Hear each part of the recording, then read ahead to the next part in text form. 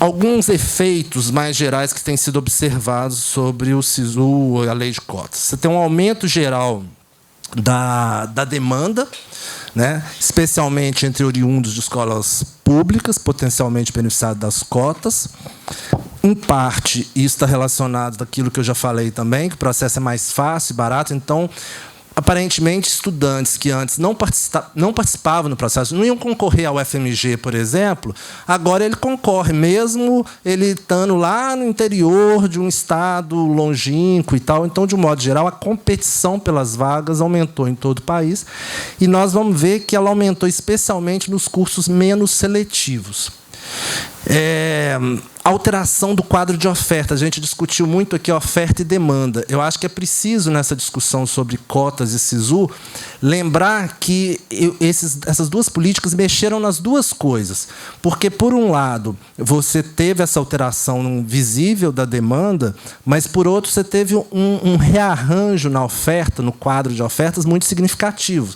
Então, para certos grupos, aqueles oriundos de escolas privadas, houve uma redução das vagas disponíveis significativa, e é por curso. Então, você tinha um curso como medicina na UFMG, em que você tinha quase 90% das vagas ocupadas por alunos oriundos de escola privada. Hoje, eles podem ocupar, no máximo, 50%.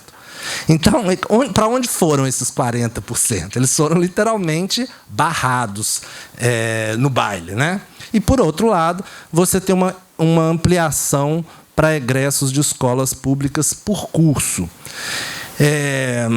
A decisão mais estratégica, eu já tinha falado, e a questão da mudança de curso também, que ficou um pouco mais fácil, como eu também já tinha dito.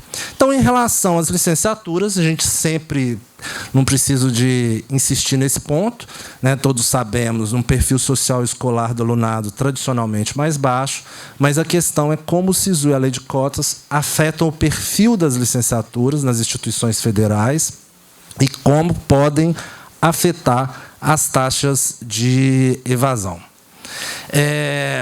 Em relação ao SISU e à lei de cotas na UFMG, então, como eu já disse, há mudanças limitadas no perfil geral da universidade, mas há uma espécie de dança das cadeiras, uma redistribuição parcial do alunado entre os cursos. De um modo geral, a gente percebe que o perfil social torna-se mais baixo nos cursos mais seletivos, ou seja, você encontra mais alunos de escola pública, com pais menos escolarizados, com renda mais baixa, nos cursos mais seletivos e normalmente mais prestigiosos.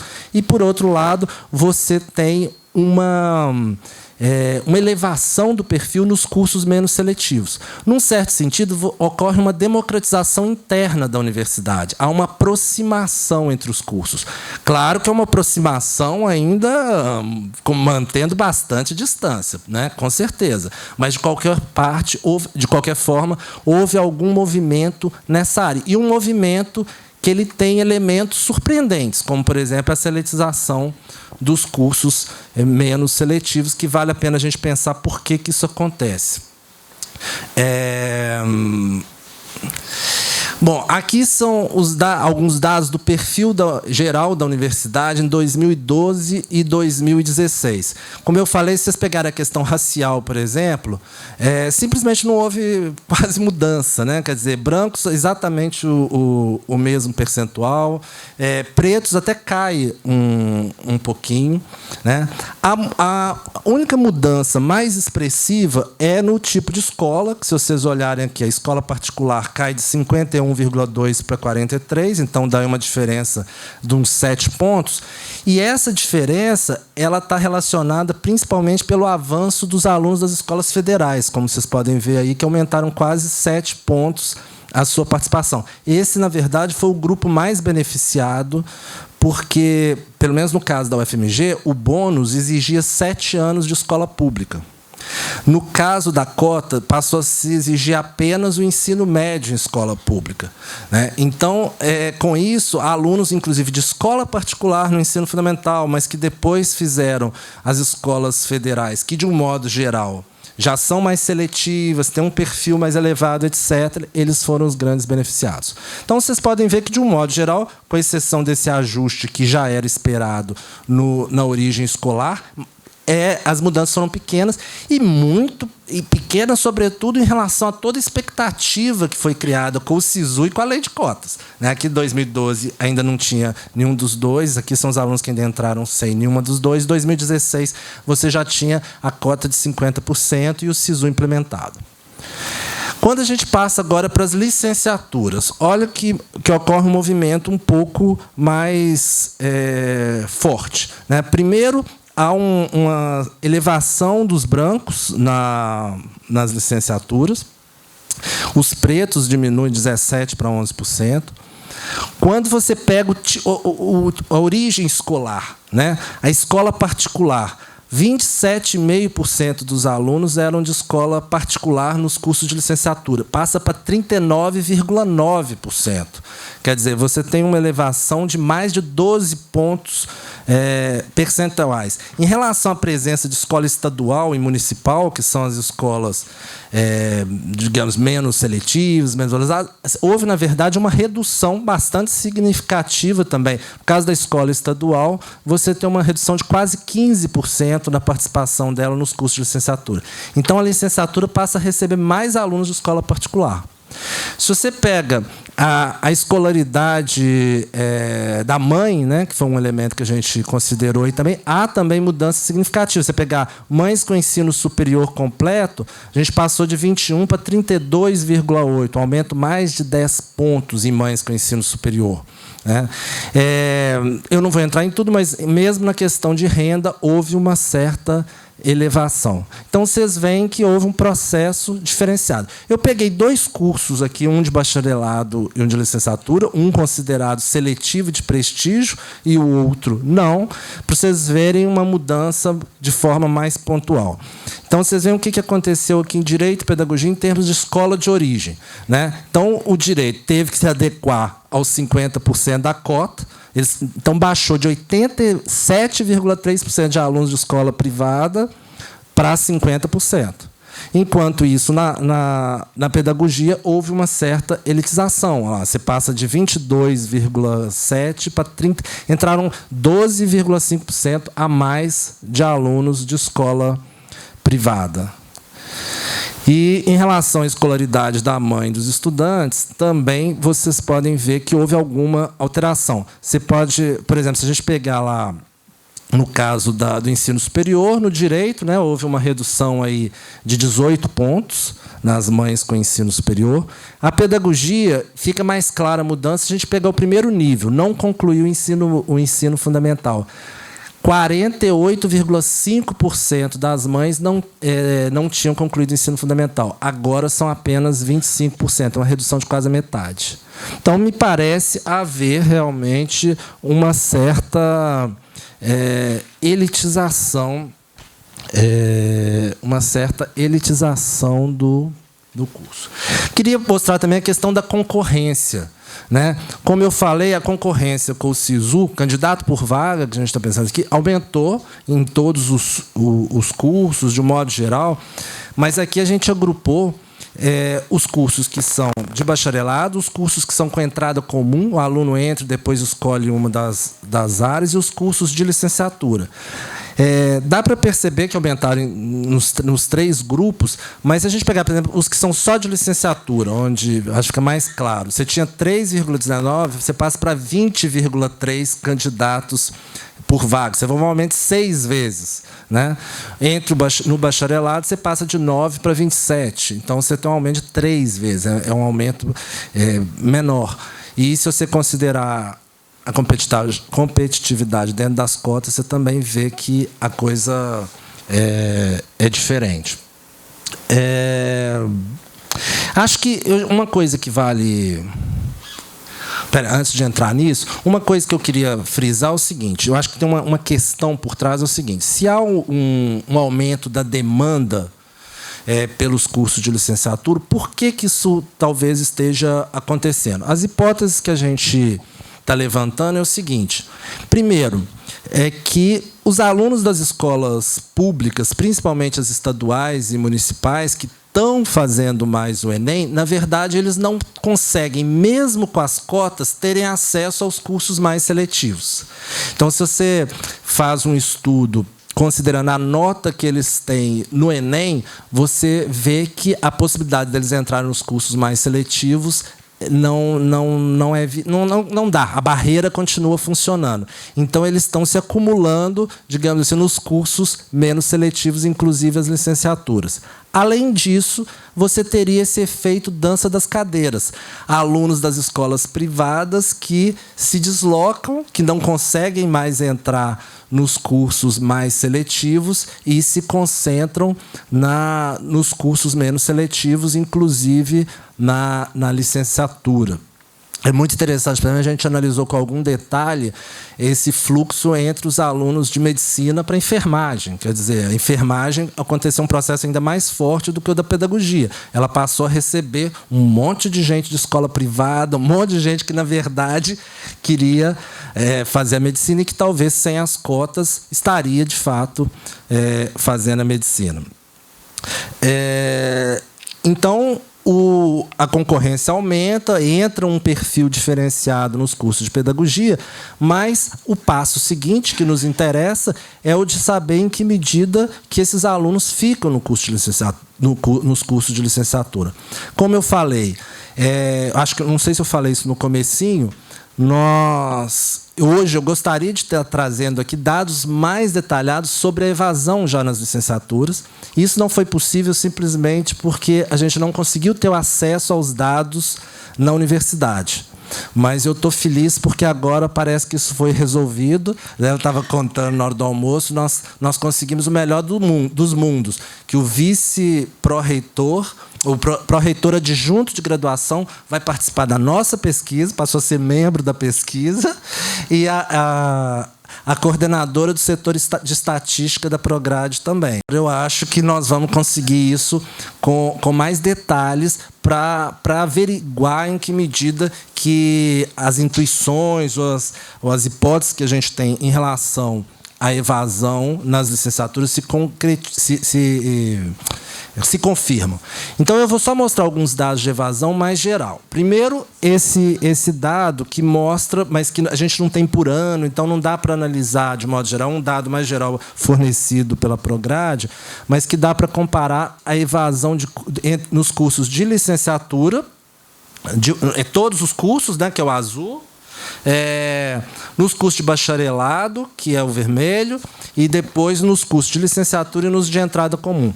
Então, aí a gente já tem uma evidência, né, de que a evasão é maior nas licenciaturas e é significativamente maior, mas precisamos de estudar com mais detalhe esse processo todo. Uma outra evidência que eu vou apresentar aqui é de um estudo que um orientando meu de doutorado que desenvolveu. Ele estudou uma coorte no censo de ensino superior, alunos que entraram em 2012 e foi acompanhando a situação até 2017. Basicamente, os dados mostram aqui que a evasão até 2017 chegou a 49% dos alunos que entraram. Aqui não são só as licenciaturas, são todos os cursos, né? É uma coorte no censo. E aí ele fez um estudo das várias associação com diferentes características dos estudantes e da organização acadêmica, do turno, uma série de elementos, mas, para o que nos interessa aqui, o mais interessante é ver aqui a importância das licenciaturas, né? Quer dizer, enquanto na licenciatura você tem 55% de evasão, você tem 42% no bacharelado. Isso no censo nessa coorte de 2002 e 2017. Ele fez depois esse estudo com um modelo de regressão logística que mostram a importância disparada da licenciatura como um fator de evasão. Vocês veem que, em comparação com o bacharelado, que é tomado como referência, a probabilidade de evasão é 47%, as chances de evasão 47,6%. Certo? Então, aqui só falar um pouquinho diante disso tudo, o que é, na verdade, o projeto que a gente está desenvolvendo lá e cujos dados eu espero que contribuam para essa pesquisa mais ampla. É um projeto, então, que está incluindo outros professores também, outros alunos, e agora também o pró-reitor adjunto e e a coordenadora da estatística, parceiro estratégico, né? Não, tem pouco tempo. A gente olha tudo. Então, nosso objetivo geral é analisar a evolução da evasão discente no UFMG, sob diferentes aspectos, inclusive a questão do grau acadêmico, né? E lembrando que também a gente fala das licenciaturas em geral, mas tem variações importantes entre cursos. Inclusive, a gente tem alguns dados sobre isso, mas eu não pude trazer aqui. E a fonte de dados básica vai ser os questionários que os alunos preenchem ao entrar na universidade, que tem uma série de características, de informações sobre o perfil social, escolar, e também o banco de informações da Prograde sobre a situação do aluno. Então, nós vamos poder fazer uma série de investigações detalhadas sobre quem permanece, quem sai, de que curso, e, particularmente, fazer esse recorte da licenciatura. Lembrando que as nossas hipóteses, a partir de tudo que eu apresentei aqui, o primeiro ponto aqui que eu coloco como hipótese, tem uma questão interessante. Eu tenho me interessado pelo tema da evasão no ensino superior, inclusive por uma questão teórica. É interessante, na sociologia da educação, qualquer objeto que você pegar, sei lá, reprovação, acesso ao ensino médio, acesso ao ensino superior, qualquer coisa, você já sabe mais ou menos o que vai dar. Aqueles com origem social mais baixa, com perfil mais baixo, terão desempenhos mais baixos, etc. No caso da evasão, acontece uma coisa interessante. Os que mais evadem não são necessariamente os mais pobres, os com uma origem social mais baixa. A gente discutiu vários modelos teóricos, inclusive, sobre evasão. Um dos mais famosos, todo mundo que conhece, é o da integração como um elemento central. E fomos vendo que cada um desses modelos teóricos tinha suas falhas, pelo menos para explicar a situação que com a qual a gente está se deparando. E fomos chegando a um modelo meio híbrido que nos diz basicamente o seguinte, que o aluno evade na medida em que o seu perfil é inadequado com o perfil do curso da instituição. O que eu quero dizer com isso? Evadem dos cursos menos seletivos e de menor prestígio os alunos com um perfil social mais elevado. Aqueles que entraram ali por alguma razão, mas que não estão satisfeitos com o curso em que estão. Estão sendo pressionados socialmente a sair dali, entraram, às vezes, apenas porque foi o curso possível, né? Então, a hipótese que decorre disso, na verdade, seria a terceira aqui, é que a maior evasão, no caso das licenciaturas, ocorreria justamente entre os alunos com perfil social e escolar mais elevado. Já nos cursos mais seletivos, a evasão, que tende, de um modo geral, a ser menor, ela hipoteticamente ocorre mais, aí sim, em alunos que têm dificuldades, seja no acompanhamento acadêmico dos cursos, seja dificuldades econômicas, de ter que trabalhar, uma série de questões práticas, né? Então, nós pretendemos trabalhar mais essas hipóteses durante a pesquisa. Fechando, então, a apresentação, é isso. Os dados sobre o UFMG aqui apresentados indicam o aumento da demanda pelos cursos de licenciatura e uma alteração importante no perfil do alunado.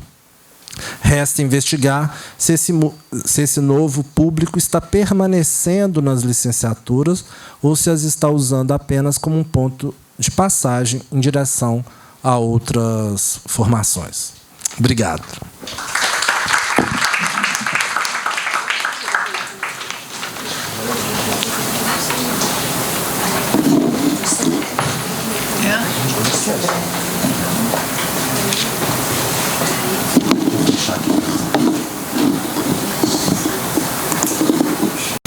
Posso começar? Bom, Meu nome é Glícia, sou da Universidade Federal de Ouro Preto. Esse trabalho foi feito junto com o Leonardo, que está fora do Brasil hoje. E, bom, queria agradecer, muito bom estar aqui. Lígia foi minha orientadora, supervisora, já trabalha há muito tempo. Muito bem, vou contar duas historinhas breves para resumir um pouco, fazer um resumo disso para andar, né, já está meio tarde. Bom, essa pesquisa é um pedaço, o que eu vou apresentar hoje é um pedacinho de uma pesquisa muito maior, que envolve outras áreas, a formação do professor para o ensino de matemática, a preocupação, porque que é que a maioria, 80%, acho que é mais um pouco, dos nossos alunos de 15 anos não conseguem seguir uma receita de bolo, porque eles não conseguem proporção, né? E por que é? E essa a dificuldade da aprendizagem da língua portuguesa, e isso se mantém há um século constante. O que é? Então, vamos estudar o currículo. Quando nós fomos estudar os currículos e comparamos currículos, foram 154 currículos, 154 instituições diferentes, públicas e privadas, de várias regiões. Nós começamos a comparar e para tentar buscar um modelinho para ver se tinha diferença entre um tipo de instituição e outro, nós não encontramos. Por exemplo, no curso de administração, você tem um perfil claro, né, da universidade pública, de mestrado e doutorado, você tem um currículo muito diferente da faculdade da esquina, mas em pedagogia nós não encontramos, né? Teve uma época que eu tive vontade de chorar, porque seus dados não falavam nada. Aí que eu entrei na área da política pública e fomos lá e lembrei de um artigo. Por acaso eu encontrei um artigo sobre a questão da repetência e da evasão.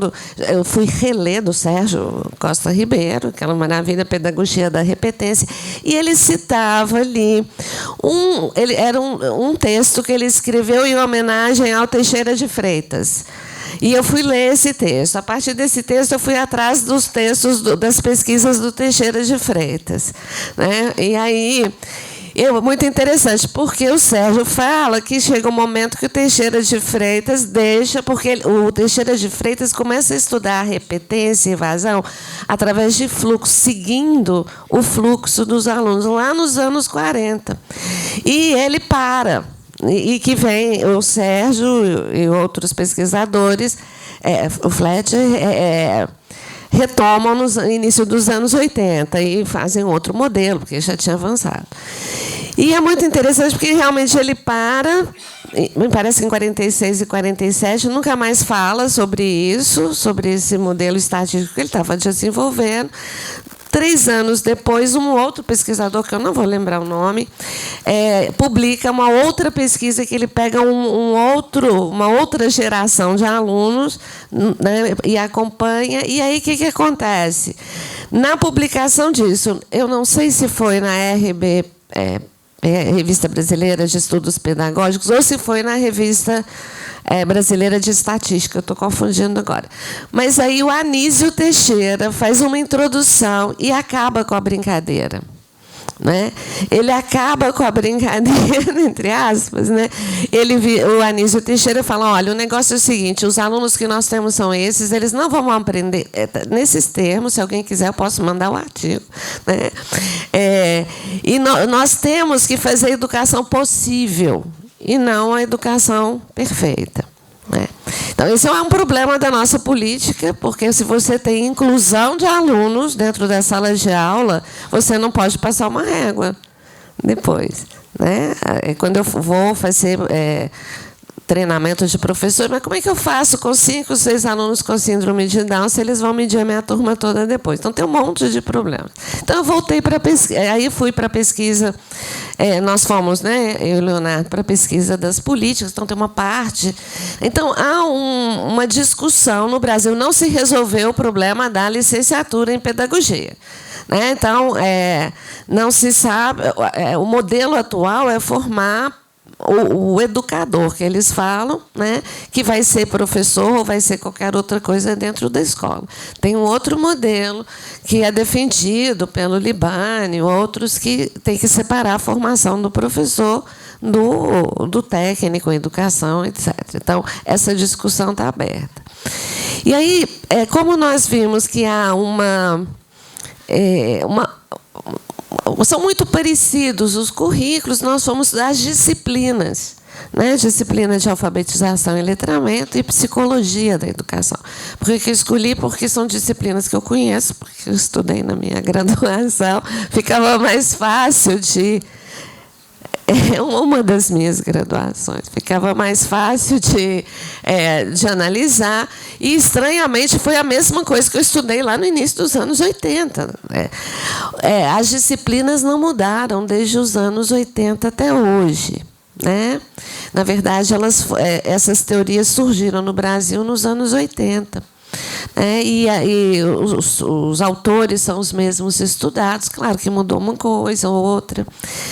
Então, eu vou colocar os dados aqui, que eu acho que eles são importantes. Deixa eu só voltar aqui, só para falar uma coisa para... Aqui, né? Por dolorosa que seja para nós a desnudação da realidade, né? Que pacientemente vamos procedendo, o dever não nos permite recuar. Ela disse que ficou deprimida, né? E assim... Mas... Oi? Mas eu vou dar uma puladinha aqui e mostrar... Eu também fico ao escrever. Eu estou fazendo outro trabalho com outro colega, lá, com um colega da UFMG, e nós estamos acompanhando todos os problemas. Assim, por isso que eu cheguei até nos textos de problemas de evasão de repetência, comparativamente ao longo do século passado até hoje. É de chorar. Não é? É de chorar, porque realmente ele é um grupo que assumiu, como o Anísio Teixeira, porque ele foi muito influente, é muito influente ainda hoje, né, que a educação é aquela que é possível, que não é possível. E que nós vimos e que as matrizes... Bom, as discussões, a carga horária em torno de 3.000, 3.200, que é obrigatório, né? Não tem muita diferença entre as instituições. Eu chamei de disciplinas profissionais, também tem uma variabilidade muito grande aqui em geral, mas eu encontro o federal junto com o privado, da esquina, daquelas faculdades, não tem diferença, né? Muito grande entre elas. E é interessante porque, tanto na engenharia quanto na administração, você tem uma carga forte de disciplinas chamadas profissionais, que vão técnicas mesmo, né? E a parte, nas faculdades privadas, você tem uma maior carga horária de ciências humanas, etc. Aqui a gente não vê essa diferença, né? O fundamentos da educação é muito importante para a pedagogia, né? Que é a psicologia, a sociologia, isso é quase primordial. Ainda mais que nós vamos ver que nessas disciplinas a sociologia ela é onipresente em todas, né? Tudo referido ao social, né? Bom, as matérias de alfabetização, estão vendo, tem zero, tem faculdade que não tem matéria de alfabetização e vai até pouquinhas com 256. A maioria está em torno de 60 horas. Então, um professor que vai alfabetizar tem uma disciplina de 60 horas, que é teórica. Não é uma disciplina prática, porque eles não acreditam... Na verdade, eu vou adiantar aqui. O que é que eles... o que eles chamam de construtivismo é uma teoria, não tem uma prática. Tá? Não pode falar no método construtivista, isso não existe, é uma teoria. Né? O que acontece é que eles acham que tem que seguir... O desenvolvimento, então, a psicologia do desenvolvimento é muito importante. Então, a criança vai aprender no seu ritmo, na interação. O professor é só uma mediação entre a criança e a sociedade. Então, é essa discussão. Então, não tem método. Nós já passamos... Agora, voltando atrás, que isso é importante. Nós já passamos, no Brasil, por todos os métodos de alfabetização. Já tivemos a época do método global, vou falar assim para andar mais rápido, a época do método fônico, depois teve a época, nos anos 60, 70, que era a mistura de métodos, 50, 60, 70, e depois eles julgaram o método fora. Né? Então, eles não pode falar em método. E isso não é como a gente está estudando matemática, ciência, isso são em todas as disciplinas, não é só na alfabetização. O ensino da matemática também hoje é letramento em matemática, não é? Então também é isso. Tem gente que fala, não é todo mundo, mas já escutei, vamos ensinar matemática igual os índios. E eu fico com o olho estatelado porque índio não tem matemática, ele sabe fazer quantidade, proporção, etc. Mas a matemática é uma coisa que é uma construção, mas... Então, assim... E aí, né, essa discussão está aí. Essa discussão está hoje colocada no MEC. Tem um grupo, no site do Simon, tem uma nota de uns psicólogos sobre a alfabetização nessa nova lei que apareceu aí, né? Que vai ser colocada em prática agora. Básico comum curricular. E são a Cláudia, da UFMG, da psicologia, são vários psicólogos, tem de várias universidades, falando que não se deve manter a alfabetização do jeito que está. Então, está uma briga. O pessoal que está no MEC hoje, então, assim, apesar dos ministros, tem uma secretaria nova que foi criada, que ela é forte, que é a Secretaria de Alfabetização, que não existia. E ela está em silêncio, né? A gente não vê falar dela. Eu conheço as pessoas que estão lá, são jovens, bem jovenzinhos. Mas eles estão, parece que quase que impor. Não pode impor porque tem cada escola escolhe, né? Mas eles estão fazendo um trabalho sobre o método fônico. E que eu pessoalmente acho complicado. Eu não sei decidir o que é. Eu fui alfabetizada pelo método global. Eu acho que fui bem alfabetizada. Então, depende da criança. Né? Eu acho que depende. Bom, então a carga horária de língua portuguesa, né? Eles têm língua portuguesa, 120 horas, tem mais, eles têm que aprender. E aqui, agora, uma anedota pessoal também que é importante, porque eu trabalhei muitos anos abrindo faculdade de pedagogia nesse Brasil, então, da parte prática. E quando eu trabalhava com Cláudio Moura Castro, Cláudio, e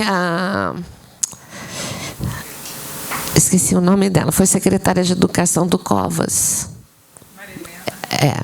Nós criamos um curso de pedagogia diferente para implementar. Então, muito bonito, ficou muito bonito mesmo o curso.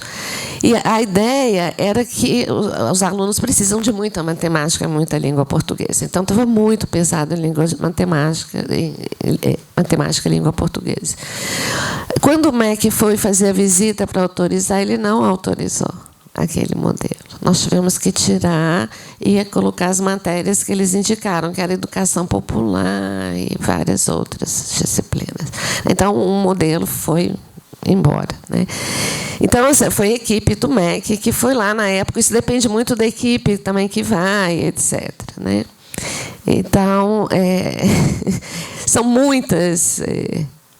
Aqui eu comparei a carga horária das matérias de língua portuguesa com o curso normal antigo, né, que eu consegui. Você vê, tem muito mais carga horária de ensino de língua portuguesa e alfabetização, tinha muito mais no curso normal do que no curso hoje. Claro, o curso é uma colcha de retalhos, né? Tem muita gente que tem falado.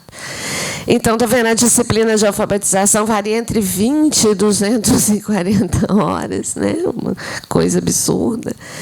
37% em 60 horas, e os tópicos são muito semelhantes à história da alfabetização. né? Então, fica a maior parte do tempo estudando um pouco, né, todos os métodos.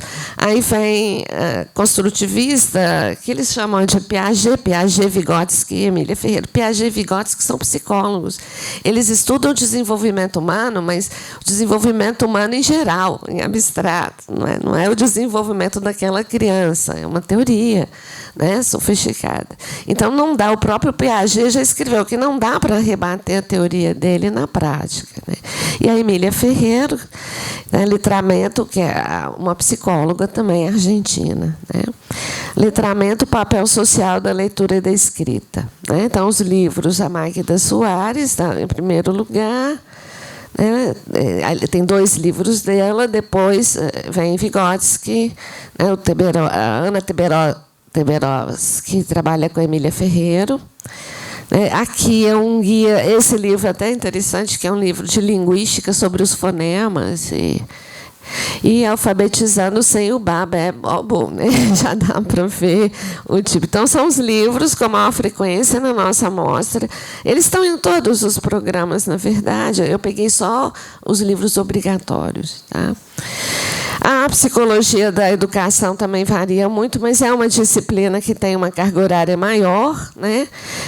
E a mesma coisa, história e correntes da psicologia, desenvolvimento, estão vendo, de novo, repete Piaget e Vygotsky, que aqui eles entram com Freud. Está na moda falar em Freud dentro da educação. Hoje eu também não consigo entender, não, porque ele achava que era impossível educar, como era impossível analisar. Ele falou isso. Então, não tem essa psicologia da aprendizagem nessa vertente cognitiva. Eu não tive quando eu estudei. Não tinha essa disciplina. Eu fiz um concurso na UFMG quando eu estava no mestrado. Passei no concurso em segundo lugar. E eu usei essa vertente e tirei a nota mais alta. Mas eu estudei sozinha, porque eu achava que era necessário, né? Em algumas, a gente encontra psicologia da aprendizagem, né? Uma disciplina com isso. Mas sempre é Piaget e Vygotsky, né? Então, assim, tudo que é motivação, atenção, todas essas coisas caíram de moda. O professor não precisa saber para dar aula, né? E que são conceitos importantes para o professor em sala de aula, tá? Então, aqui são os cursos. Estão vendo? Os autores são mais ou menos os mesmos, né? Aqui entra o Freud e a Maria Helena Souza Pato, que é super tradicional na área, né? Já há muito tempo os livros dela são mais. Agora, essa psicologia escolar dela, esse livro dela é Bourdieu, é uma sociologia muito mais do que psicologia, né? Então, há uma sociologização da aprendizagem dos alunos a partir dos anos 80. E isso hoje tem essa discussão hoje, está sendo colocada, né? E o pessoal do MEC está fazendo de uma forma estranha, mas eles estão tentando modificar isso, né? Eles querem modificar, vamos ver o que é que eles colocam no lugar, tá? Então, assim, muitas críticas foram feitas nesses últimos 40 anos sobre o rebatimento dessas teorias, né? Porque estudar Piaget e Vygotsky, e é importante para o professor, mas não fornece nenhuma base prática para a prática da escola, né? E a aprendizagem na vida cotidiana é muito diferente da aprendizagem escolar, não é a mesma coisa. Ana Arendt, até coloquei aqui, já falava, você não pode ensinar uma segunda língua para uma criança da mesma forma que ele aprendeu a língua materna, porque você não tem nem tempo para isso, né? Ele tinha que estar. Então, as outras disciplinas, a mesma coisa. Eu até falo que usar teorias do desenvolvimento cognitivo como teorias de aprendizagem escolar é a lei de Hummel, a guilhotina de Hummel, é a falácia naturalista, né? A gente passa da descrição à prescrição, né? É um tomar o ser por dever ser. A gente tem muito isso aqui, eu acho. Tá? Bom, então é isso, né? O texto está lá, né? Tem uma parte muito grande que não vale a pena repetir aqui, que é dessa briga teórica aí que está aí até hoje, né? Para a gente resolver. Tá? Obrigada.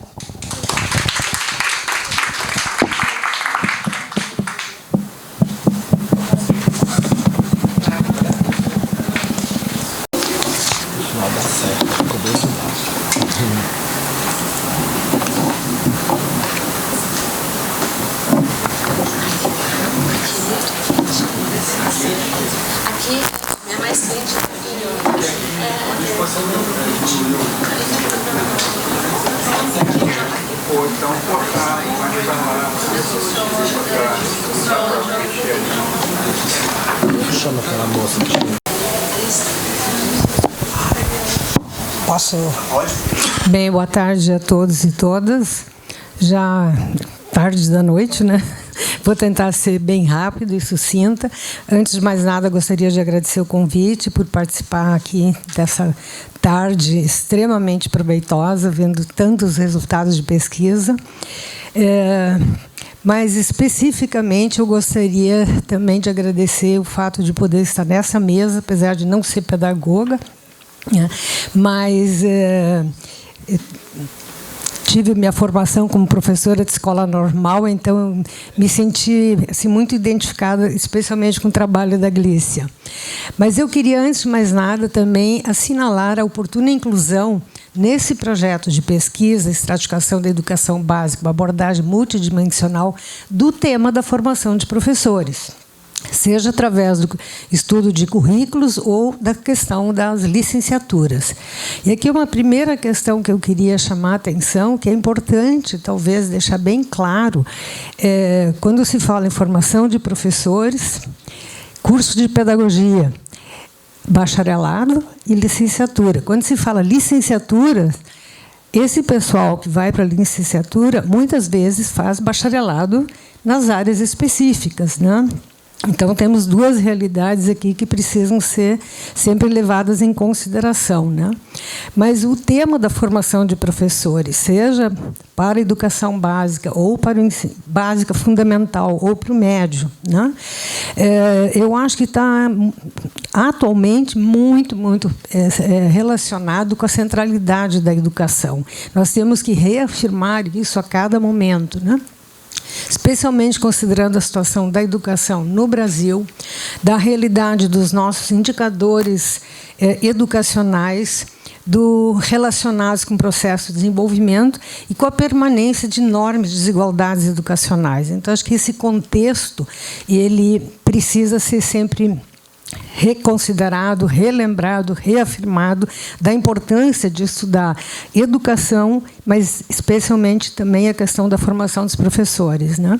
E esse tema é tão mais importante pela questão do descrédito da profissão, né?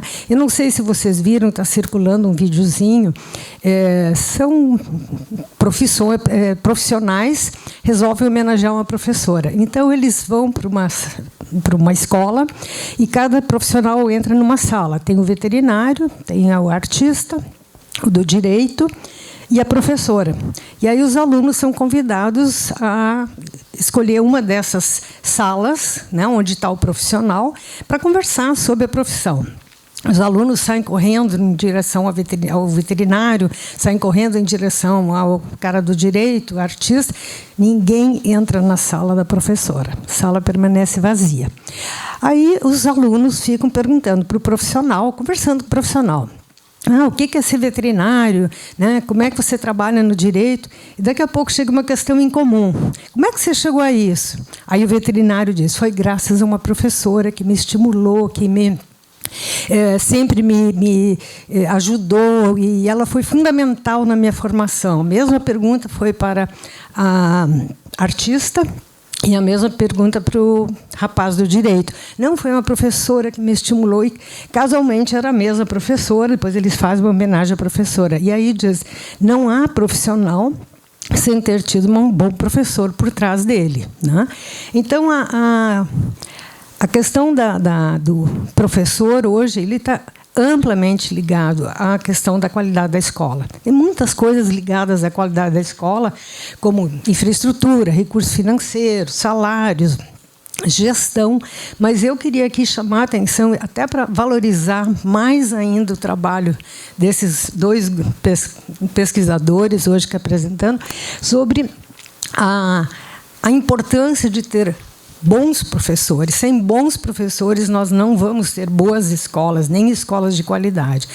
É óbvio que a questão salarial é fundamental, né? Mas eu acho que já tem também muitas pesquisas. Bom, então, se a questão salarial é fundamental, há outras oportunidades, né? Mas quem tem ou quer ser professor, né, deveria, a meu ver, também se empenhar mais. Só que aí vem essa outra questão. Qual é a formação que esses futuros professores estão recebendo nas faculdades? Esse é o ponto que eu queria chamar a atenção. Sobre isso, mais é o texto da Glícia, vou comentar depois. Então, eu vou primeiro agora comentar o texto do Cláudio e do seu grupo, que é sobre a questão da licenciatura. Então, agora eu vou mudar um pouco de enfoque, falar menos da formação de professores, porque o tema dele é um pouco diferente. Ele trabalha primeiro com a questão do perfil. Eu vou retomar os dois principais resultados que o texto chegou com relação ao perfil dos ingressantes, que ele constata uma certa dança das cadeiras, né, um deslocamento dos ingressantes, perfil escolar mais elevado vai para cursos menos prestigiosos e o perfil escolar menos elevado vai para cursos mais prestigiosos. E eles buscam uma possível razão para isso e relacionam isso com as políticas de acesso, SISU e cotas, né? E fazem uma constatação e vão mais adiante, né? E trazem fazem uma constatação sobre o perfil mais elevado nas licenciaturas, comparando com anos antes SISU e cotas, que aparece, então, qual é esse perfil? Entram no pós-SISU e cotas, nos cursos de licenciatura, mais homens, mais brancos, mais alunos oriundos de escolas privadas e federais, com escolaridades mais elevadas e com maior renda, né? E eles, eu estou seguindo o texto, aí partem para a seguinte também questão, mas será que isso significa permanência? Né? E eles trazem uma tabela onde aparece 40% de evasão, especialmente no começo do curso, de 2007 a 2017. Né? E aí vem a questão da pergunta que eles fazem, mas se isso não... Será que tem permanência? Não tem, então provavelmente tem evasão. E aí eles partem para a questão da evasão.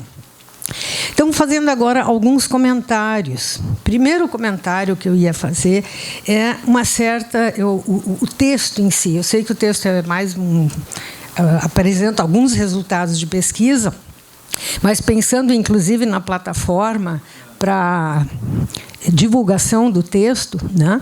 Eu estava comentando com o Cláudio, a primeira coisa é deixar mais claro o que é SISU, o que é a política de cotas, quando começou, de que maneira começou na UFMG. Por exemplo, a URGS segue tendo vestibular.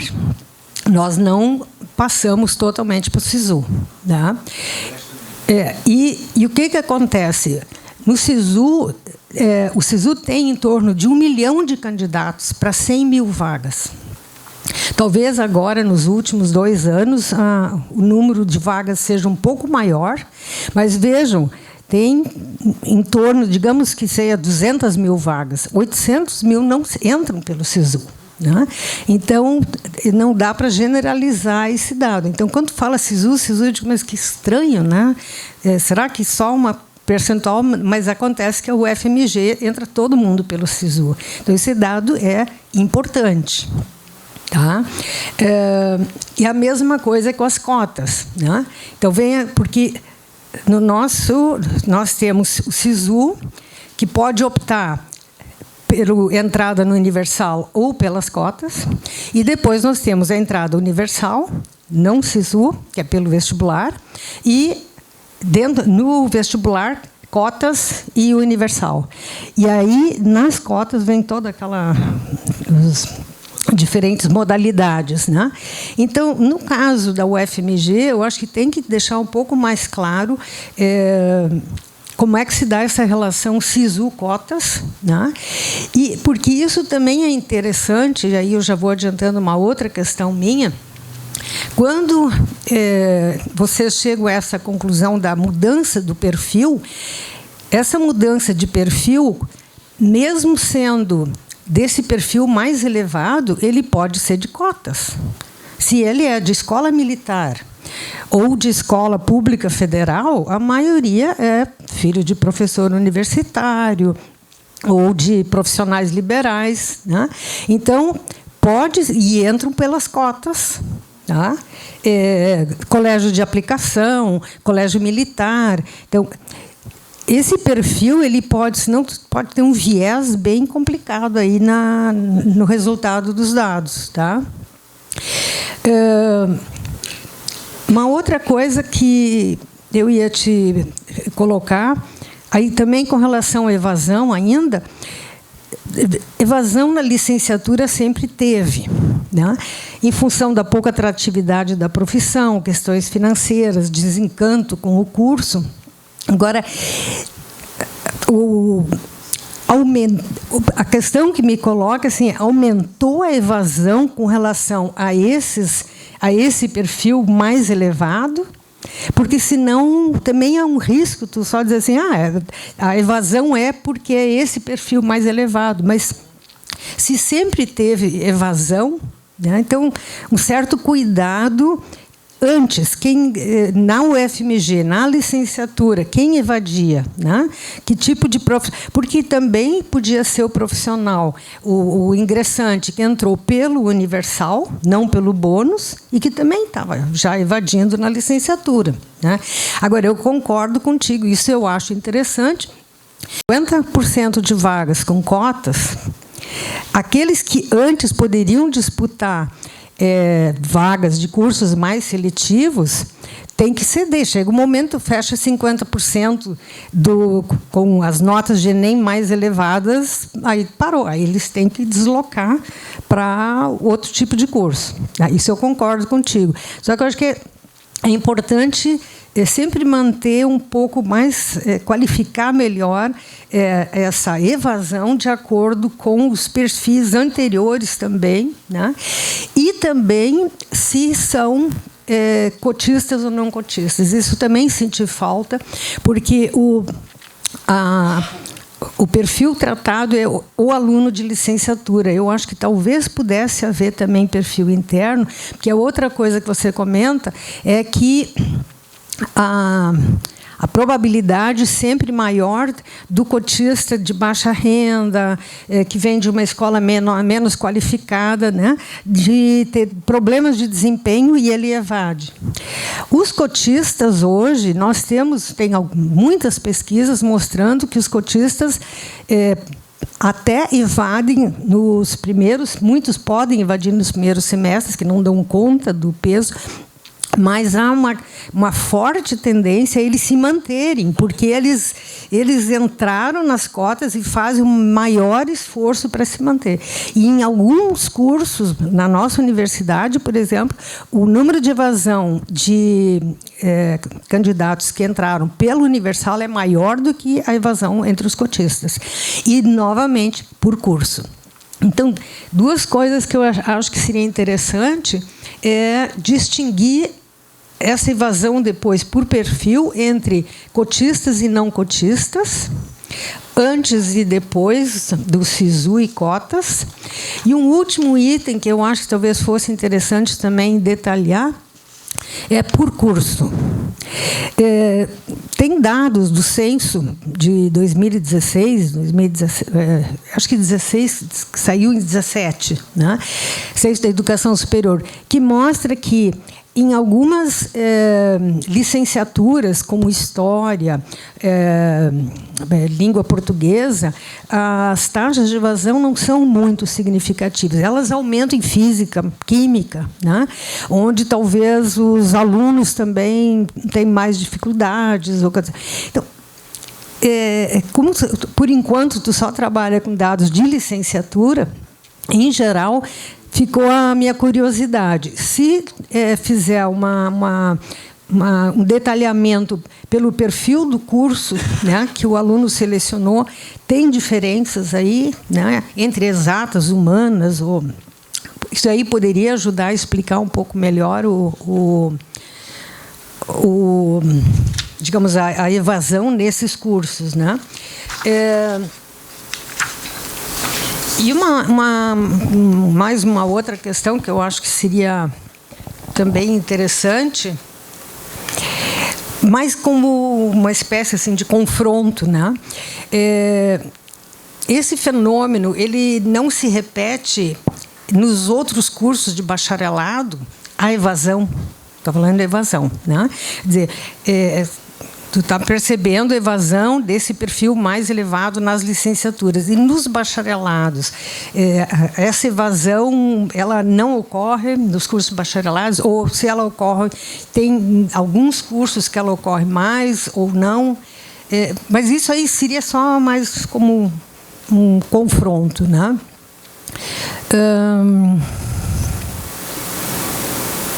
Então, já falei sobre a questão do desempenho dos cotistas nas licenciaturas, né?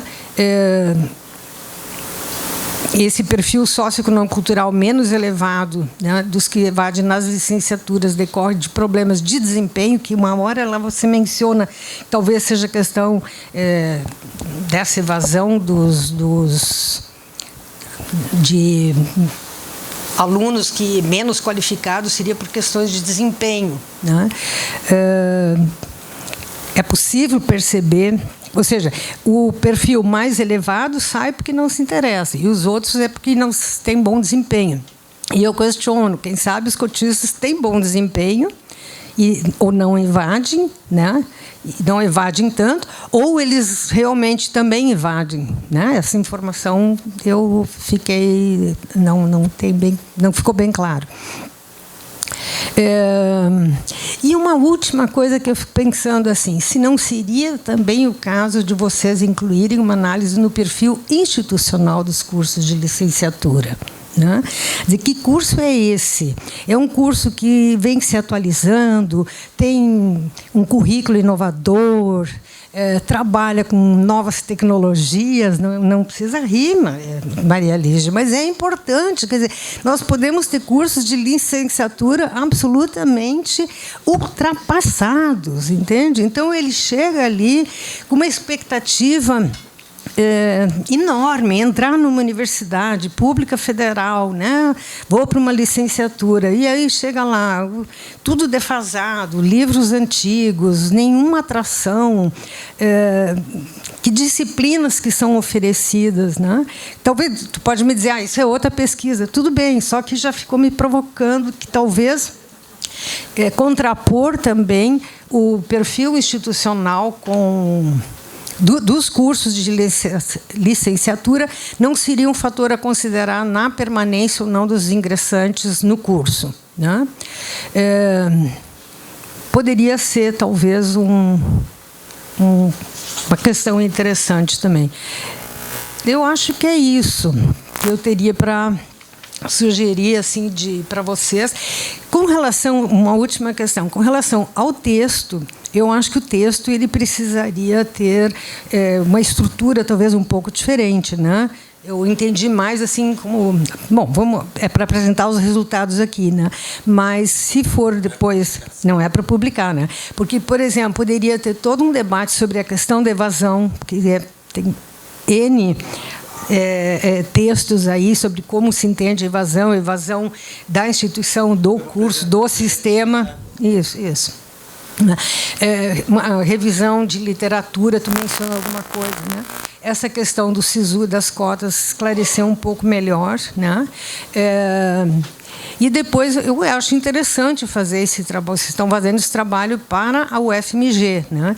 E tem aqueles dados do censo também, mas talvez poderia também ter uma análise um pouco comparando, os dados gerais com a UFMG, tá? Então, era isso que eu ia comentar para vocês. Com relação ao texto da Glícia, eu preciso confessar para vocês que eu fiquei bem deprimida quando eu li o texto, porque eu fiz a Escola Normal João Neves da Fontoura, em Cachoeira do Sul, no interior do Rio Grande do Sul. Era uma escola pública extremamente prestigiada. E nós tínhamos filosofia da educação, essas matérias fundamentais, mas tínhamos didática geral, didática específica, didática de ciência, didática disso, didática daquilo, né? Realmente a gente era preparado para assumir a sala de aula, né? Então, sem querer, digamos, comparar, não vou entrar nisso, mas nós saíamos nos sentindo assim relativamente bem preparadas, né? E nos transmitiam, digamos, uma boa base sobre o que é educação, né? O papel do professor e tudo. O texto da Glícia, ele parte de uma primeira questão, eu faço questão de retomar isso. Ela parte de uma provocação. Se e como a formação de professores, a partir dos currículos, tem relações com os índices alcançados pelos estudantes brasileiros. Né? Hoje de manhã nós tivemos vários textos trazendo os dados do PISA. Né? Então, nós estamos abaixo da média da OECD. Então, isso tem a ver com a formação de professores. Aí ela vai e faz uma segunda pergunta, assim, terrível. Qual o espírito da educação brasileira nos currículos? Bom, aí eu já fiquei mais abalada ainda. E aí ela segue e tem o título depois para apresentar um pouco da trajetória dos currículos, as lutas em torno do currículo dos cursos de formação de professores. Gente, é luta mesmo, é renhida, é briga de campo, é o campo em luta do Bourdieu direto aqui, né? Bom, aí eu queria chamar a atenção para vocês, que eu achei muito interessante, ela retoma um pouco, ela nem apresentou isso aqui. Bom, primeiro, quem são os grupos que lutam? Né? Então, lutam grupos, assim, pesquisadores de um lado, professores de universidades federais, professores de universidades federais, associações, sociedades, sindicatos, tudo isso embolado em comissões, ora, uns mais representativos, outros menos representativos, desde 1960. Ela começa com 60. Aí é muito interessante que 60 cria-se um comitê, uma comissão para discutir uma proposta de currículo. Aí, em 70, assume um novo ministro e ele cria um novo grupo de trabalho. Bom, aquele grupo anterior desapareceu, é criado, então, um novo grupo de trabalho, em 70. 71 vem a reforma do ensino, né? E aí começam algumas novidades, né? O curso de magistério, meu curso normal, ele foi extinto e no lugar foi criado o curso de magistério. E aí tem uma série de mudanças na lei.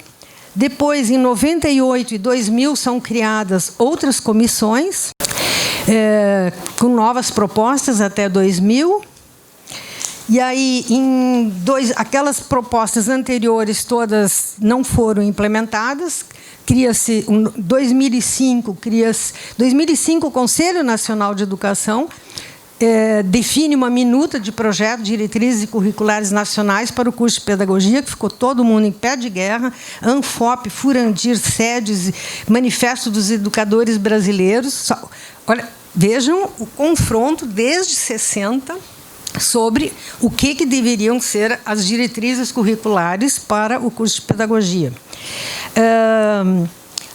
Aí as diretrizes, com a docência, como o curso não é consenso entre os educadores, né? E lá, em 1996, temos a LDB, e aí depois eu queria que tu explicasse um pouco melhor, não está muito claro, depois de 96, por exemplo, que tu tens aqui, então, mais aqui para trás, a estrutura tu apresentas a estrutura em 96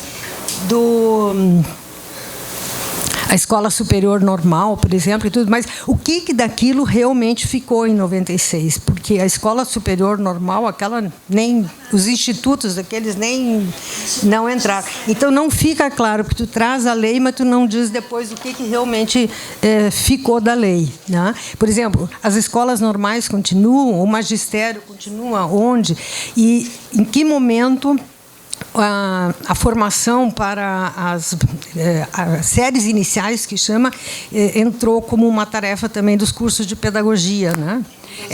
É pedagogia, e na licenciatura também não está muito claro o que a licenciatura em pedagogia faz e o que o curso de pedagogia forma, né? É um só, mas tem que ter algumas diferenças. Bom, aí, para terminar, em 2008, nós temos, então, Bom, aí, em 2005, o Conselho Nacional publica as diretrizes curriculares nacionais. 2006, a homologação das diretrizes. 2008 é criada a Base Nacional Curricular, tá? E aqui que eu te digo, não ficou muito claro as séries iniciais, né? Mas aí vocês vejam só essa trajetória incrível de definições ou tentativas de definições sobre o que deveriam ser as diretrizes. E com relação a essas últimas diretrizes, não há nenhum consenso. Aí eu fiquei mais embasbacada ainda, né? Não há consenso. E por quê? Porque, em verdade, tem dois grupos aqui se debatendo. E aí é uma outra coisa que eu achei bem interessante do texto da Glícia, que ela daí traz o confronto entre esses grupos todos. Isso ela já apresentou, eu vou passar rapidamente por isso. O confronto entre esses grupos, Magda Soares de um lado, né? Emília Ferreiro de outro, e outros grupos, e discutindo.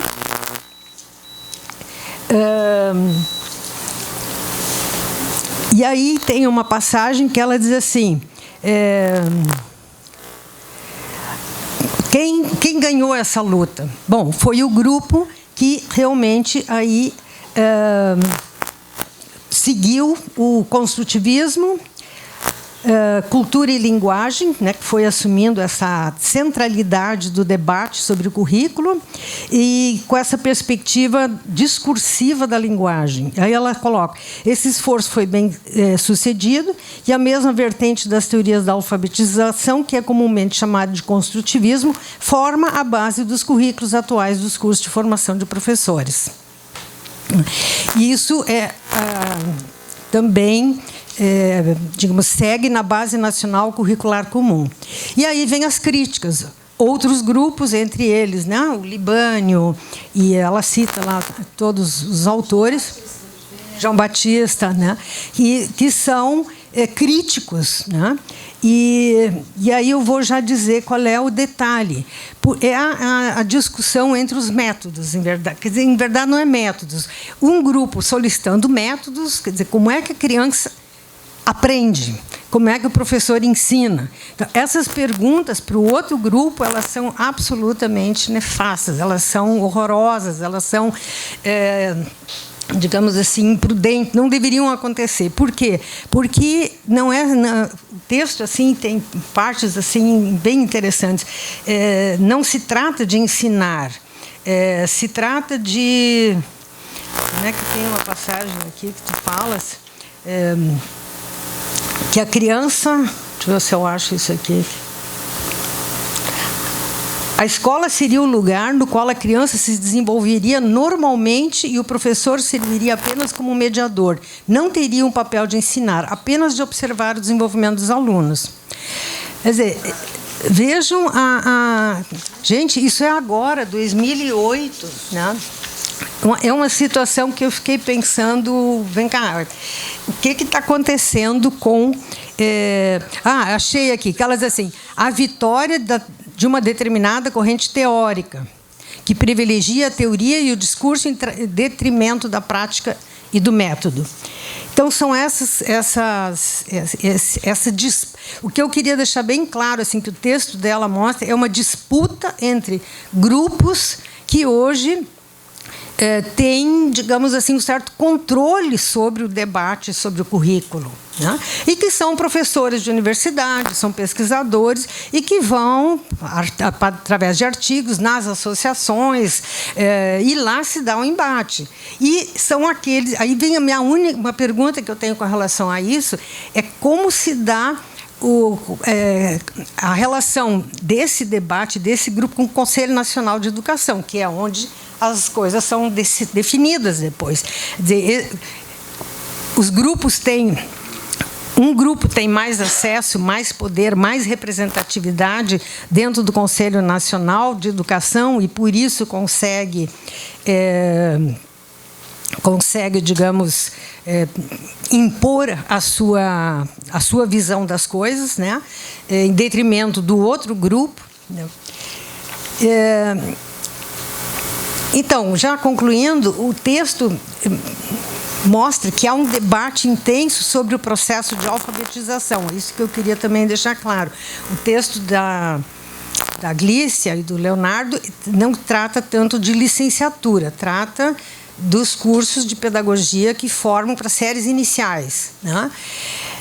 E o que aparece com relação ao processo de alfabetização, quer dizer, professores que deveriam ser formados para o processo de alfabetização, o debate que deveria ser mais centrado na aprendizagem ou no ensino. Mas o mais sério é que os currículos não refletem nem as pesquisas nos campos de psicologia e da aprendizagem. Então, ela mostra, em verdade, há uma ou, no máximo, 2 disciplinas sobre aprendizagem nos currículos. Com relação à psicologia, não há praticamente psicologia da aprendizagem. Então, aí vem a questão de novo, quer dizer, como estão formando os professores hoje, como as faculdades de educação, os cursos de pedagogia, né, estão formando os professores hoje com relação, especialmente, aos professores que vão atuar nas séries iniciais. Um outro aspecto que eu também acho, a Glícia toca nisso, lá nos resultados, quanto às políticas públicas, ou seja, cada vez que é feito um planejamento ou uma discussão, se cria uma comissão para discutir os currículos e propostas de currículo, não é feito nenhum planejamento, nenhum diagnóstico, quer dizer, não é feito nenhum diagnóstico. Os planejamentos são feitos a partir dos embates meramente teóricos. Então, ganha aquele que gritar mais alto, né? Não sei se há um reflexo, digamos, de todo esse debate em função das condições de trabalho de professores. Isso não aparece, né? Não há, em todo esse debate, não há relação entre condições de trabalho de professores, né? E aí também, por último, eu fiquei pensando se não seria interessante alguns estudos comparativos que poderiam ser feitos, talvez na revisão bibliográfica, entende? Tem aquele estudo do Martin Carnoy sobre a vantagem acadêmica de Cuba, porque seus alunos vão melhores na escola, que ele faz uma comparação com São Paulo, né? E talvez, para além, vocês citam Portugal como uma referência, mas talvez algumas experiências aqui com os países latino-americanos também fossem interessantes, né? Mas acho que são esses os principais comentários que eu acho que eu fiz isso, né? Talvez fosse claro, importante no texto, só explicar melhor, porque como nos outros cursos a diferença entre bacharelado e licenciatura é importante, né? O que é bacharelado e o que é licenciatura. Tanto é que, na maioria, são 2 entradas. Aliás, Cláudio disse que eu ia te perguntar também. A minoria.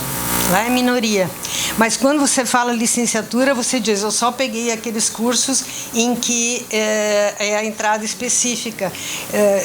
Esses outros que têm entrada comum, não daria para, de alguma forma, serem incluídos na tua análise, né? E como Por exemplo, nas ciências sociais, uma coisa é o bacharelado, outra coisa é a licenciatura, né? Se a pedagogia é junto, eu acho que seria interessante mostrar. Não existe bacharelado. Ah, não tem o bacharelado, só tem a licenciatura. Tá. Mas e a... Não, tá. Então... Eles formam educadores. Certo. Mas tem a diferença, por exemplo, antigamente havia... você poderia escolher fazer gestão escolar, planejamento escolar ou ser professor. Mas o diploma é licenciatura. Tá, mas seria interessante que isso aqui ficasse mais até sempre pensando na divulgação do texto, né? Porque quem está dentro da pedagogia está acompanhando isso. Quem não está dentro da pedagogia, né?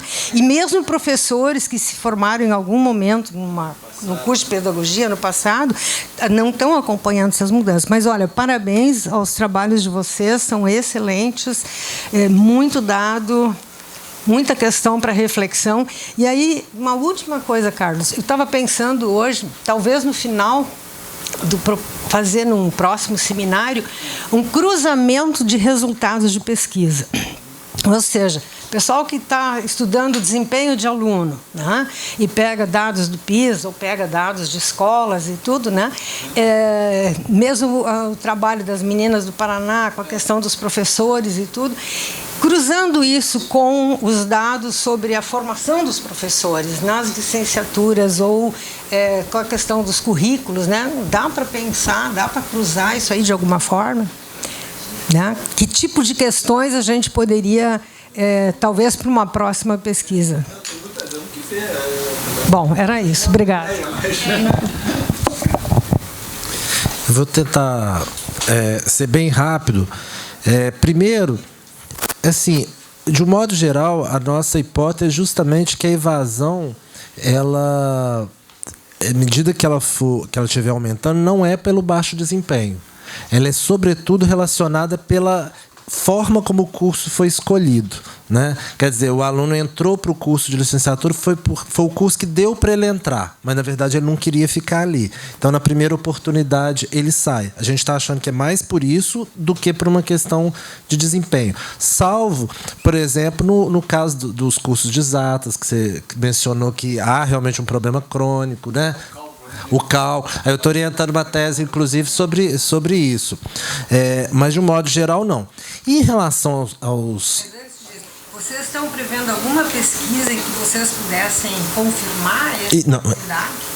Sim, sim. Pesquisa mais qualitativa? Vou tentar explicar. Primeiro, o seguinte. Então, em relação aos cotistas, e, aliás, em relação o que acontece? Como aumentou a demanda, aumentou a concorrência, a nossa hipótese, na verdade, é que está havendo uma superseleção dos alunos. Então, o que acontece? Primeiro, dentre aqueles que têm direito às cotas de escola pública, é impressionante a vantagem daqueles das escolas federais. Quando você coloca nos cursos mais seletivos, de maior prestígio, quando a gente começou a ver os dados, é uma coisa chocante. Você pega a medicina, você criou lá cota para... aluno de escola pública, mas quando você vai ver esses cotistas, mais de 70% vieram das escolas federais. Tem uma questão, um dos dados que nos chocou quando a gente viu, por exemplo, mesmo na questão racial, nós vimos que entrava só pardo, não entrava negro, não entrava preto. Né? Então, tinha uma separação mesmo nessa questão racial. Então, de um modo geral, parece estar havendo, na verdade, uma superseleção, seja pela disputa das vagas reservadas nos cursos de maior prestígio, seja nos cursos de menor prestígio, onde você tem um monte de gente que só consegue competir por aquelas vagas e que agora ainda recebe alguns das escolas privadas que não conseguem entrar lá. Então, com isso, os alunos estão até mais selecionados do que antes. E isso explica um pouco também o fato constatado de que os cotistas estão tendo um desempenho igual ou até maior e a evasão é baixa. No dado do censo aqui, dava 49% de evasão para para quem não ingressou por cota, e quem ingressou por cota, 43%, quer dizer, cotista 7% a menos. Agora, isso explica também, em parte, pelo seguinte: quando você olha a nota de corte de cada curso, para cotistas e para não cotistas, você vê que a diferença é mínima. Assim, na maioria absoluta dos casos e para todas as modalidades. Então, essa ideia de que por meio das cotas está entrando alguém desqualificado para seguir o curso é totalmente equivocada, né? O aluno tem um perfil escolar, não estou falando de outros aspectos, muito próximo do que entrou por ampla concorrência. E, além de tudo, pode-se pensar em outros aspectos, como o fato do tanto que ele está pegado aquilo ali, por ter conseguido dessa forma. Agora, várias coisas que você apontou, né? Será que a evasão é maior em alguns cursos que outros, em algumas áreas, no bacharelado? Será que quem evade na licenciatura é realmente quem a gente está imaginando? São esses com um perfil mais elevado que entraram ali? Isso tudo a gente espera conseguir responder agora que a gente está tendo acesso aos dados. Na verdade, nós... exatamente. Assim. Não, na verdade, assim, o banco, na verdade, ainda não está nas nossas mãos. Nós já tivemos, assim, já deu uma carta de aceite, já sentamos em reunião, já fizemos isso tudo. Mas, assim, então, por isso que essa é a análise que a gente, na verdade, quer fazer. E só para terminar, a comparação com o censo e da UFMG é fantástica, é a mesma análise, inclusive uma estatística um pouquinho mais sofisticada, a gente pretende fazer tanto com o dado da UFMG como o dado do censo. E, em relação às licenciaturas, nós temos uma dificuldade realmente, que é o seguinte: aqui, quando eu mostrei a questão, acho que foi um gráfico sobre demanda, a gente dividiu em 4 blocos, né? Você tem o geral da UFMG, o bacharelado, a entrada comum e a entrada só por licenciatura. A entrada comum são aqueles cursos justamente que o aluno entra e depois ele escolhe entre bacharelado e licenciatura, né? E tem aqueles que são entrada direto só para a licenciatura. A gente está tentando comparar dessa forma. No caso da entrada comum, a comparação é difícil, porque aí você precisa, mais do que nunca, do dado da situação do aluno. A gente precisa saber quando que ele escolheu, o que ele escolheu e quando que ele escolheu. Então, é muito difícil, mas a gente pretende fazer. E a análise institucional também é difícil. Eu estou agora orientando 2 teses de doutorado, uma que é sobre a evasão de um modo geral na UFMG. Ele está fazendo também, além de dados estatísticos, ele está trabalhando com entrevistas e tal, mas não vai fazer essa parte institucional. Agora, tem uma outra orientanda, que é uma das autoras aqui também, que ela vai estudar especificamente o problema da evasão nas licenciaturas. Então, no caso, ela está começando ainda a tese, no caso dela ainda é viável tentar alguma coisa assim, um aprofundamento na questão institucional de alguns cursos, né? Tá bom. Muito bem. A questão de 2006, depois eu vou colocar lá, realmente em 2006 que começa o curso, a curso de pedagogia passa a formar professores para as séries iniciais. A escola normal superior, ainda tem curso normal até hoje, né? Lá em Ouro Preto tem magistério. O curso normal acaba na década de 70 com a reforma do passarinho, né? Passa a ser magistério, e ainda existe alguns até hoje. A Escola Normal Superior não deu certo, né, exatamente porque eles não queriam um curso para a formação de professor específico. Então, esse debate está aí. Quando você me perguntou até mais cedo sobre a questão da prática do professor na escola, o que eu tenho é só dados, é uma pesquisa muito interessante da Zaya Brandão, muito legal a pesquisa dela, onde ela entrevista professores sobre isso. E ela fica muito assustada de ver que os professores que ela entrevista não conseguem citar um nome de um autor de didática, não lembram qual o livro de didática que estudaram. E aí ela pergunta para esses professores como que eles fazem na prática. Então, eles vão aprendendo na prática dentro da escola, né? Isso é um pouco o resultado. Assim, deixa eu até tirar, não estou querendo... Acho que quase todo o curso, porque eu fiz engenharia, né? Antes de qualquer coisa, eu fiz engenharia mecânica. E fui trabalhar. Eu aprendi engenharia na fábrica, né? A escola era teorias, etc. Né? Então, é um pouco isso. Até no finalzinho eu coloco, né, que o Simon tem um texto sobre isso. É uma característica nossa que o pessoal da filosofia, né, fala que... como é que eu coloquei aqui o nome que eles falam, que eu acho muito interessante. Vai ser, eu vou para a filosofia agora, para poder entender, porque está difícil, né, o que está acontecendo. Mas é o estetismo na cultura brasileira, né? Essa coisa bonita, bacharelesca, etc., e a prática, né? Então, é uma coisa que é próprio da nossa cultura mesmo, de todos os cursos. Agora, é grave porque a gente está vendo o resultado, né? Aí nos testes. Quanto ao Conselho Nacional de Educação, eu até já escrevi sobre isso, mas aí assim, vai mudando muito a composição. Né? Teve um tempo que esse conselho não funcionou direito, nos anos 80, deu uma confusão danada, foi fechado, depois voltou. E, assim, no governo do Fernando Henrique, do Paulo Renato, esse conselho tinha representantes de várias esferas. Quando o Lula entrou e com Dilma foi modificando, né? Então, muitos sindicatos, movimentos sociais, né? Mas, de qualquer forma, essas teorias são as teorias que venceram, inclusive no trabalho de formação continuada do MEC, são essas mesmas teorias. A gente vai lá no MEC, está lá os vídeos todos, Emília Ferreiro, etc. Tá? O trabalho comparativo é muito interessante mesmo. E o resto é isso daqui, explicar. Agora, só uma anedota. Né, assim, pessoal, bem pessoal mesmo, para terminar. Porque uma coisa assim, o Ronaldo ia me bater se eu escutasse, ainda bem que ele não está aqui, Ronaldo Noronha, porque eu ia falar que é um pouco do espírito do tempo, né? Espírito, tá. Todo mundo que tem neto pequenininho, como eu tenho, está brigando com as filhas ou noras, porque eles estão com uma mania horrível.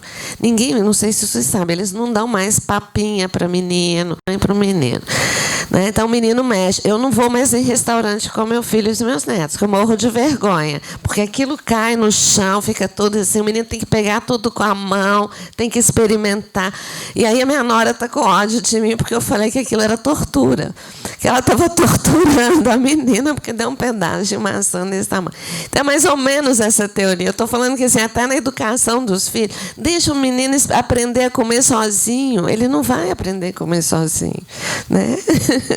Então, é um pouco isso. Obrigada.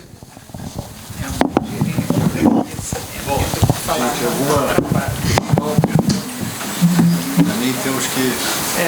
tem que fechar o Me interesan mucho los dos trabajos y mucho tu comentario. Estoy totalmente de acuerdo. No solo la educación es central hoy en día, es decir, el conocimiento es posiblemente el principal factor de crecimiento, de desarrollo de las sociedades y de las personas. Pero yo quería ir un paso atrás antes del trabajo, sobre todo el tuyo, Claudio, y preguntarte cuál es la tasa, si sabes cuál es la tasa de escolarización universitaria en Brasil. Em torno, está chegando a mais de 15 escolarização líquida, deve estar 22, não é isso? E 15% da população acima de 25 anos. 15%. Los países europeos tienen, los países escandinavos están en el 80%, países europeos están en el 60%, Uruguay está muy, muy bajo, está en el 35%, muy bajo. Era nossa meta. Entonces, para 2030. Entonces, lo que me pregunto es si ustedes plantean la idea de la educación superior como derecho humano que tiene que ver con la continuidad de la trayectoria educativa. Porque cuando veo estos debates que me parecen interesantes, veo que hay una naturalización de la selectividad. Y Entiendo que están hablando en Brasil y que están todos como muy interiorizados de esto, pero realmente las sociedades no tienen ninguna razón ni ningún modo de legitimar el hecho de que impidan ingresar a la educación superior al 85% de su población, a través de sistemas además hechos para seleccionar, para evitar que esa gente ingrese. Nosotros los echamos, somos expertos en dejar que entren todos y los echamos. Es el abandono en la Universidad de la República es enorme. El primer semestre el 50% ya no está. Pero podemos hacernos los ingenuos, podemos fingir demencia. No tenemos un sistema institucional de evitación de que la gente estudie. Entonces, bueno, nada, quería comentar esto, a lo mejor incluso como para empezar a reflexionar sobre la necesidad de la expansión mayor de la educación superior, aunque sea en desmedro de su calidad, forzosamente va a ser en desmedro de su calidad. ¿Ven? Las dos cosas juntas no se pueden lograr.